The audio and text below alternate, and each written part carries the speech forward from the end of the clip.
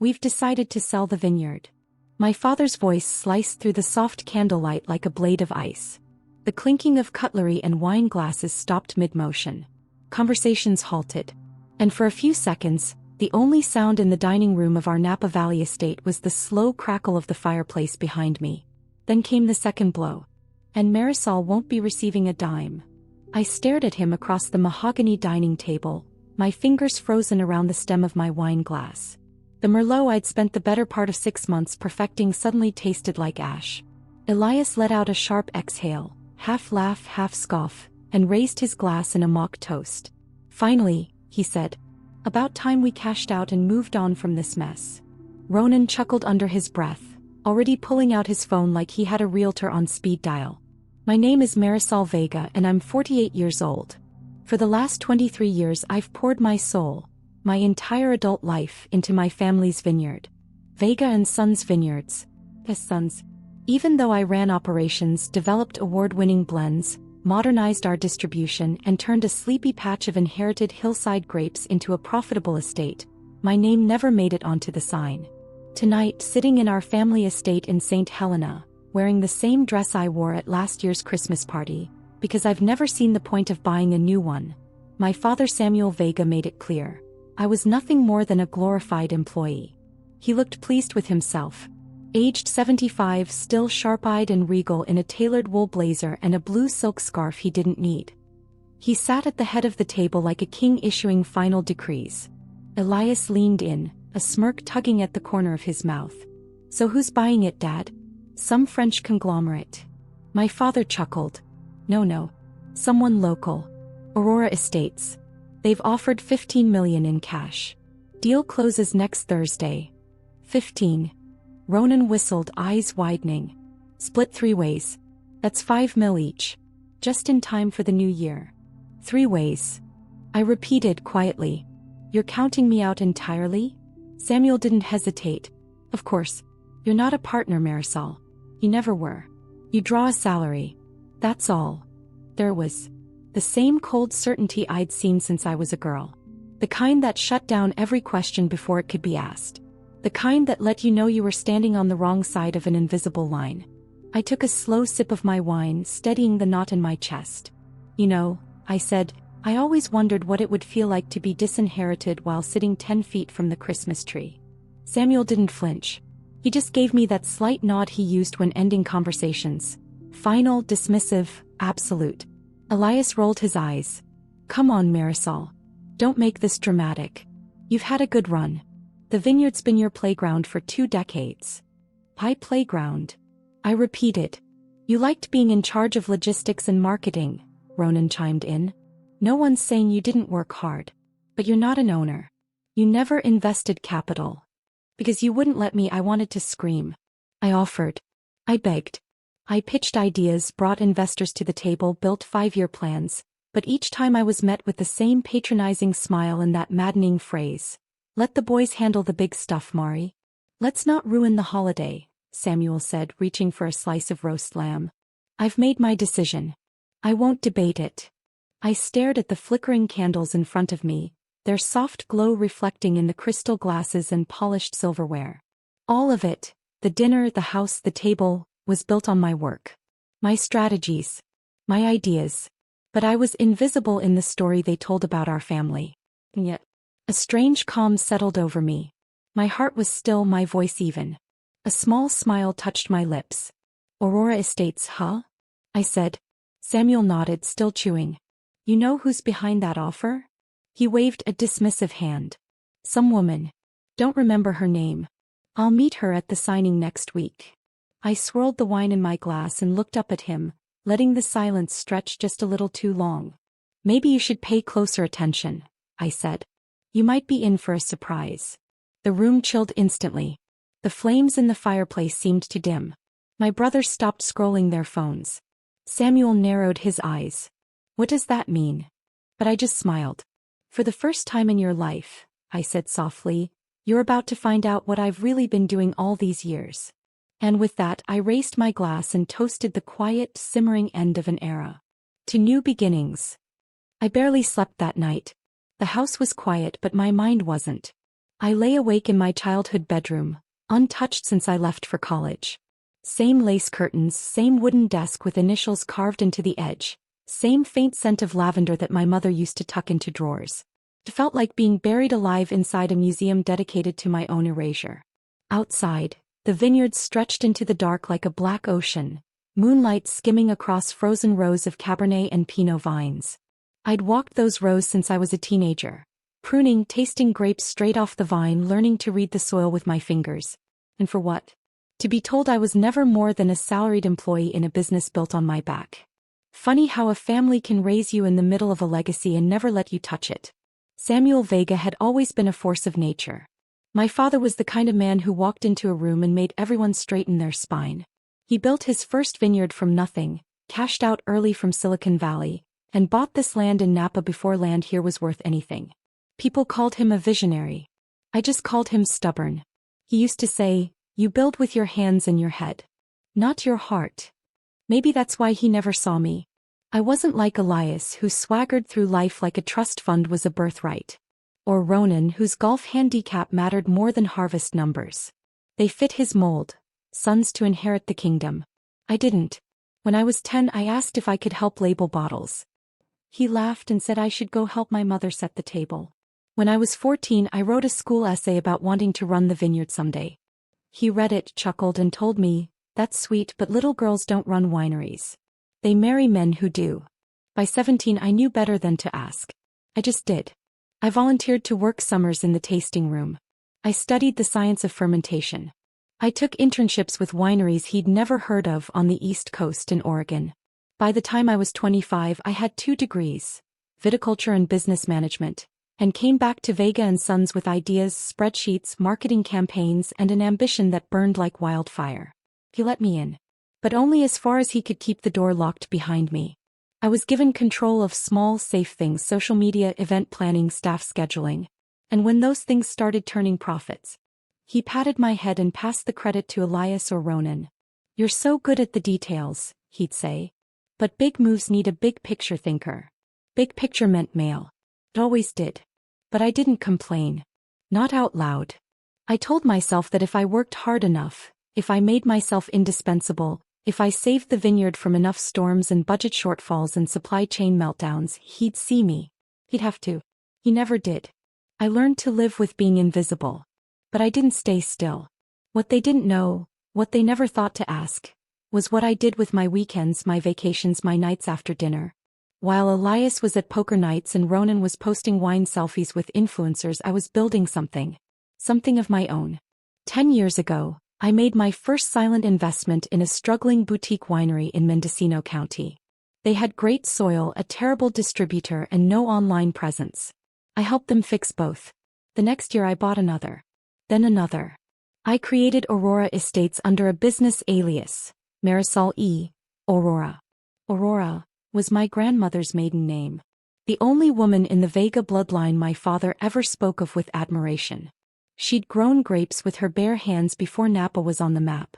That name became my shield and my sword. While Vega and Sons remained a family business in name only, Aurora Estates quietly expanded to 7 vineyards across California and Oregon, with distribution in 25 states and a brand name whispered with respect at wine expos. I built a team, hired sommeliers and harvesters, worked with female-led farms, launched a wine subscription service that doubled our online revenue, and won 2 silver medals at the San Francisco International Wine Competition. All while still managing things at the family estate. Every time Elias took credit for a new marketing strategy, that was mine. Every cost-saving system Ronan bragged about in press interviews, I wrote the blueprint. Every award that sat in our lobby with their names engraved, those were stolen. But I let it go. I told myself I wasn't ready, that it wasn't time yet, until last night.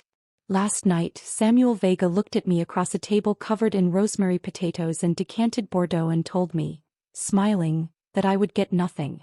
That was the moment I stopped waiting for permission. That was the moment I stopped being afraid of being seen. Because it's one thing to be overlooked. It's another to be underestimated. Now the woman buying my father's legacy, the empire he spent his life building, is the same woman he refused to see standing right in front of him. He'll find out soon enough. And when he does, I won't raise my voice. I won't need to. I'll just raise my glass. The morning after Christmas, I left before anyone woke up. No dramatic exit. No confrontation. Just me, my overnight bag, and the sound of gravel crunching under my boots as I walked across the driveway I'd helped pave 15 years ago. The Vega estate faded in the rearview mirror like a ghost I no longer feared. I drove south, the sun rising in streaks of amber over the hills, vineyards rolling past my windows like old secrets.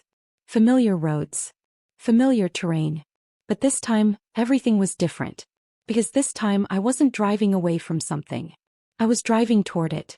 My penthouse in downtown Santa Rosa sat on the 22nd floor of a sleek glass tower. No one in my family had ever been invited there. They didn't even know it existed. To them, I was still living in the guest cottage out behind the vineyard, the one with drafty windows and a Wi-Fi signal that cut out whenever it rained. Let them think that. It made what came next all the more satisfying. I walked into the apartment and shed the past like a coat at the door. The silence felt luxurious. Clean. Empowering. I brewed a cup of coffee and opened my laptop. The dashboard lit up with live metrics from Aurora Estates. Real-time distribution numbers, year-end financials, harvest projections for the next season, pending licensing deals, European market growth. Revenue for the year? $28.4 million. Not bad for a company nobody knew I owned. I clicked into the employee portal. Over 140 full-time staff across 3 states. Our flagship vineyard in Oregon had just been named Top Destination Winery by West Coast Wine Journal. Our e-commerce sales were up 61% from last quarter. My face wasn't on any of it. I'd always kept it that way. Quiet. Anonymous. A ghost in the system. But that was about to change. A week ago, I'd initiated the acquisition of Vega and Sons Vineyards through a shell corporation owned by Aurora. The name on the bid wasn't mine. It was our holding firm, AE Viticulture Group.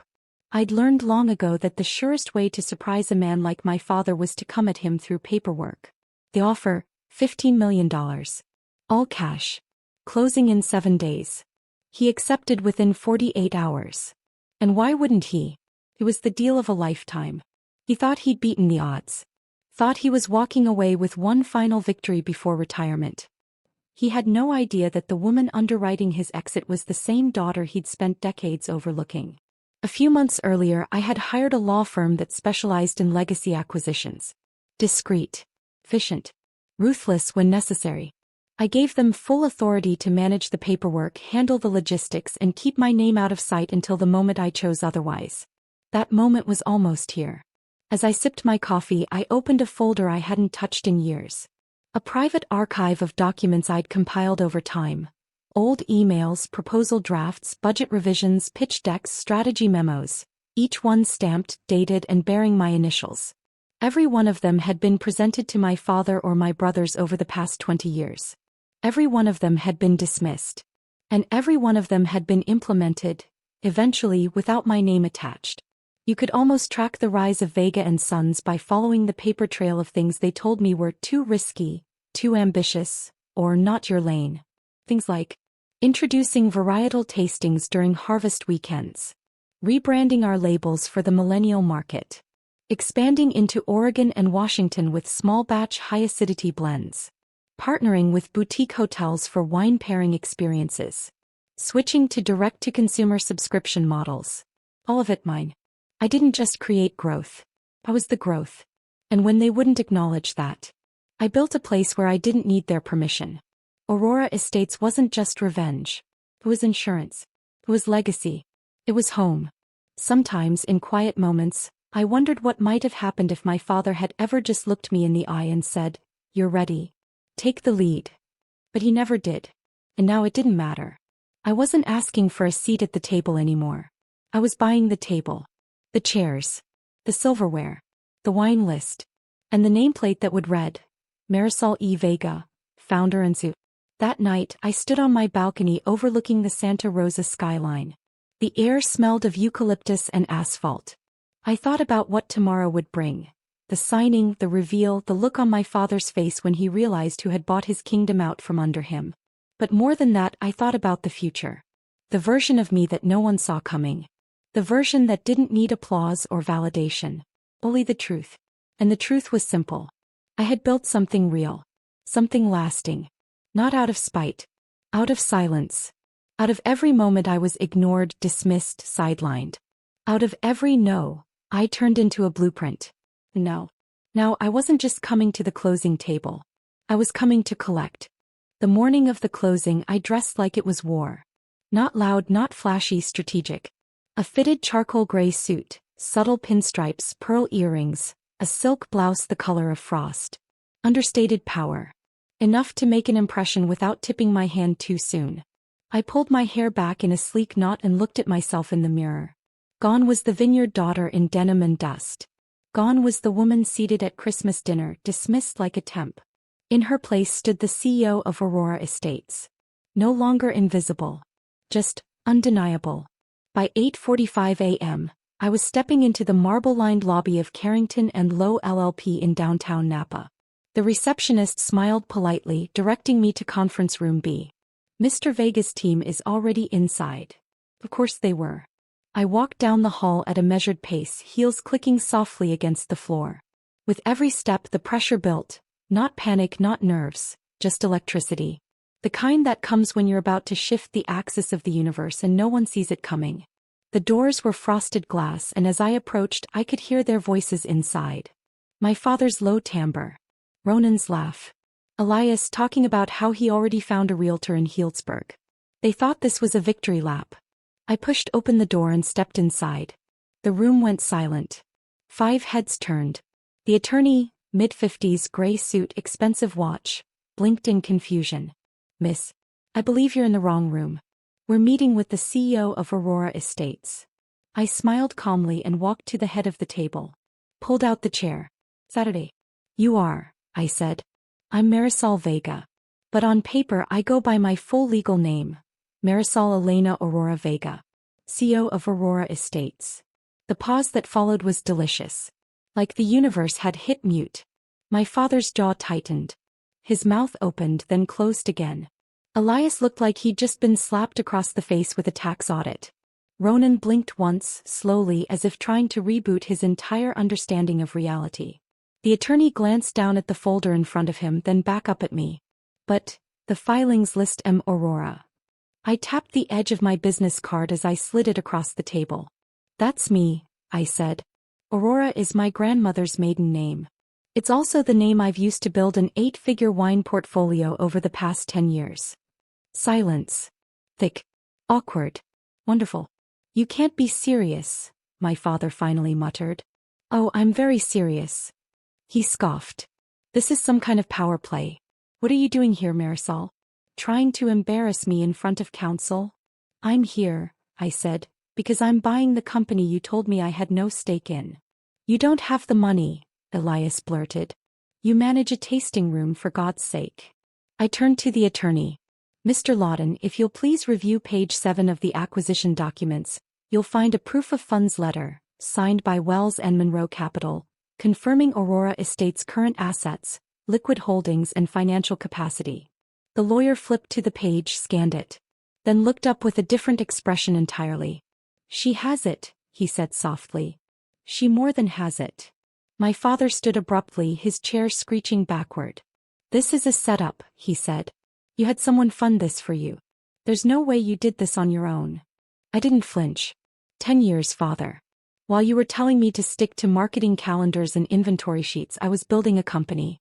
While Ronan was blowing investor dinners and Elias was flirting with distributors' wives, I was turning failing wineries into gold. I don't believe you. I leaned forward slightly. I don't care. Another long silence. And then I saw it, the flicker. That moment where certainty begins to die behind the eyes. Samuel Vega, the man who built his empire on gut instinct, was realizing for the first time in his life that he'd missed something. Someone. And not just missed, misjudged. Elias tried to recover first. Hey, you're the buyer. Congratulations. But we don't have to sell to you. The deal's not signed yet. I smiled thinly.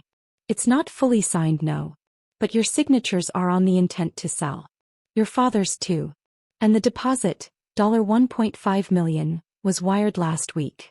Backing out now would trigger a breach clause, which means you'd owe my company damages, penalties, and legal fees. I tilted my head. And considering that you've already borrowed against the expected payout, I'm guessing your new Tesla Ronan's custom wine fridge and Dad's Aspen getaway weren't paid in cash. You'd be defaulting before the ink dries.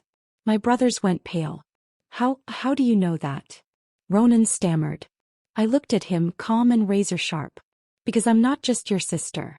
I'm the woman who spent 2 decades cleaning up your books, fixing your mistakes, and keeping this place solvent. I know everything. The attorney shifted uncomfortably. Well, he said, clearing his throat. Shall we proceed? My father sat back down slowly. He looked across the table at me, really looked, and for the first time in my life I wasn't sure what I saw in his eyes. Was it anger? Shock? Or was it something new? Respect? No matter. We were just getting started. My father's silence was the loudest thing in the room. He sat there, hands folded tightly, his knuckles pale. Ronan tapped his fingers on the table, fast, nervous. Elias leaned back in his chair, trying to project confidence, but his mouth kept twitching. I opened my folder and slid a thick, bound stack of papers across the table. Let's begin with documentation, I said, my voice even. These are copies of every strategic initiative I proposed over the last 20 years. Each time stamped, archived, and matched to actual implementation dates. You'll notice the patterns. My suggestions. Your signatures. Your names on the final rollouts. The attorney, Mr. Lawton, picked up the binder and began flipping through it. I watched his eyes scan the dates, the language, the internal memos. His brow furrowed. This is extensive, he said. I nodded.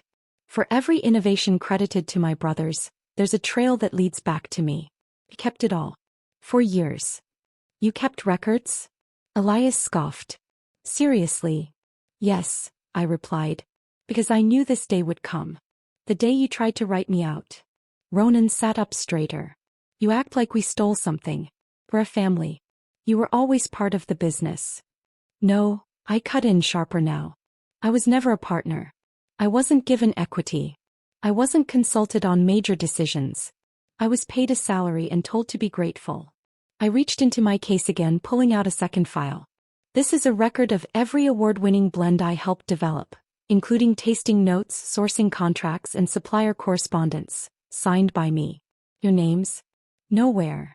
Ronan's mouth opened and closed. Elias shook his head. This is petty. You're just bitter. No, I said quietly. I'm prepared. Then I dropped the final folder onto the table. This one, I said, might interest you most. Samuel didn't look at it. His eyes were locked on mine, like he already sensed the weight behind what I was about to say.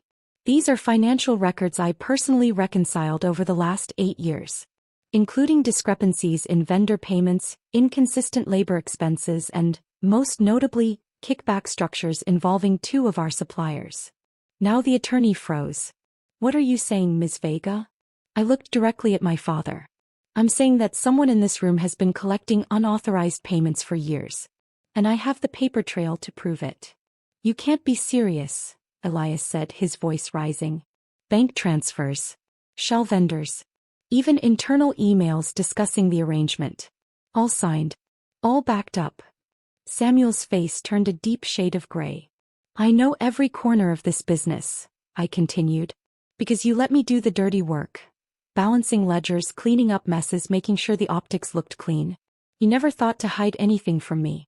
You just thought I wouldn't use it. The room had gone still. Dead quiet. Only the hum of the recessed lighting filled the space. Ronan looked between us. You're threatening Dad? No, I said. I'm stating facts. But if you want to interpret that as a threat, that's up to you. Mr. Lawton leaned forward, speaking carefully now. Mr. Vega, if these documents are valid. They are, I interrupted. Then this is no longer just a family sale. This could become a legal matter. Serious consequences. Financial. Criminal. Tax-related. Samuel still hadn't moved. Finally he spoke. What do you want, Marisol? There was. Not how dare you. Not you're lying. Just, what do you want? I took a breath and slid another document across the table. This one just a single page. By terms. Elias snatched it and began reading. Ronan leaned over his shoulder. Their expressions soured by the second. This is robbery, Elias spat. You want, what, 12 million? From the 15. 19, I corrected calmly. Each of you, my brothers and my father, gets 2 million. I get the rest. I'm the one who built the value. I'm the one who bought the company.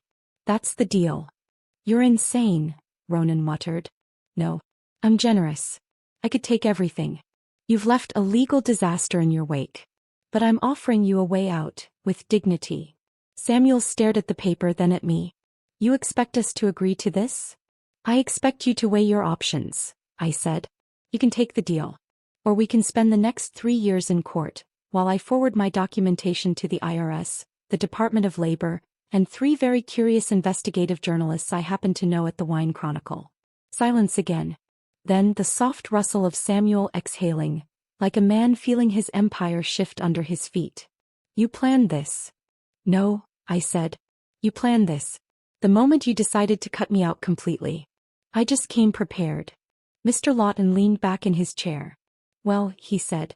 Shall we discuss signatures? This is extortion, Elias snapped, slamming the page back onto the table.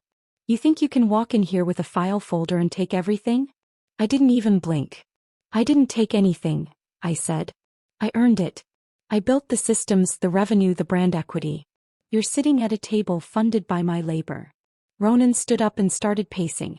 We need to talk to our lawyers, he muttered. We should challenge this. There's got to be a way to fight it.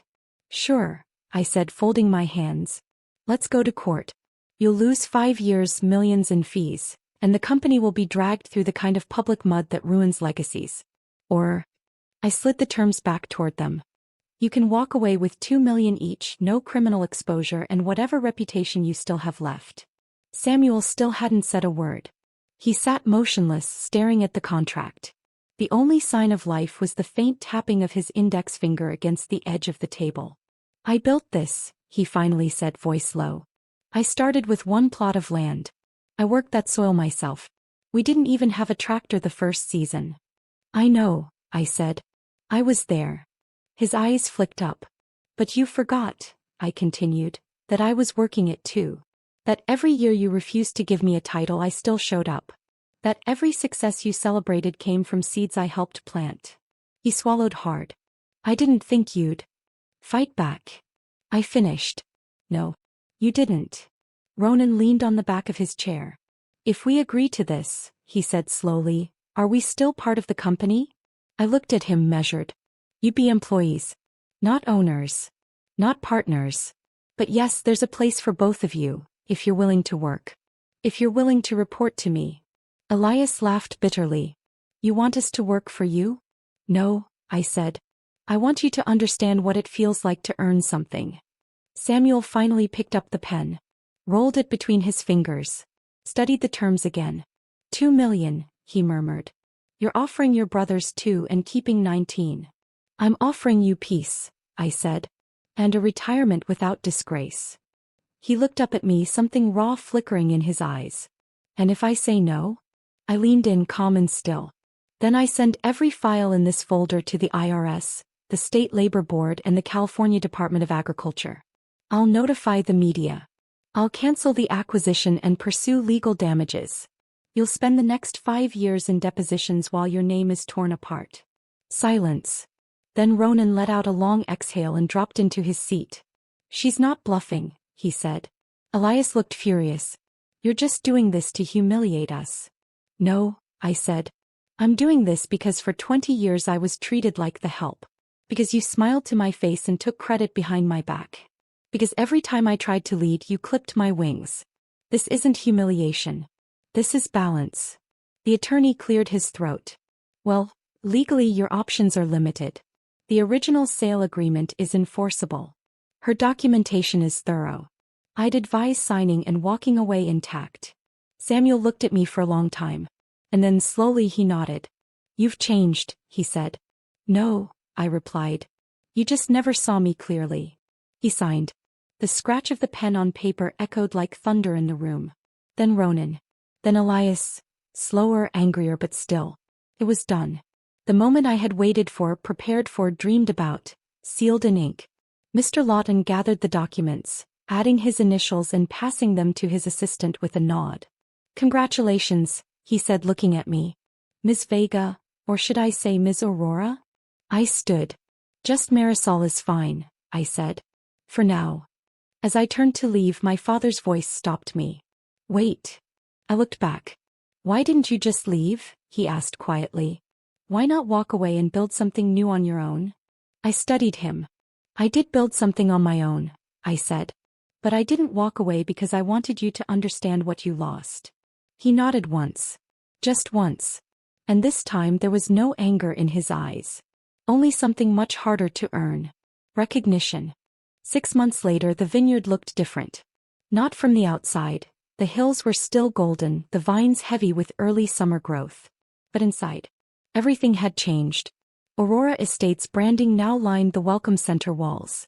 The Vega name remained on the bottles for legacy reasons, but it was now Vega by Aurora, a nod to the past firmly owned by the present. Elias stood in the courtyard, sleeves rolled, clipboard in hand, leading a training session for new staff. Not interns, not friends of friends. People who wanted real jobs. People who asked hard questions. And for once, Elias had answers. He'd started at entry-level per-hour agreement. Assistant floor manager. Minimum salary. No shortcuts. It took 3 months of weekend shifts and a painful demotion for him to finally stop calling himself an executive. Now he introduced himself simply, Eli. Front of house. Ronan had taken longer to adjust. At first he refused the job offer entirely. Too proud. Too angry. Too humiliated. But pride doesn't pay mortgages. Eventually he came back, quiet, sheepish, and accepted a role in logistics. To everyone's surprise, he was good at it. Detail-oriented. Precise. He found comfort in the systems. He rarely spoke to guests anymore. I think that suited him.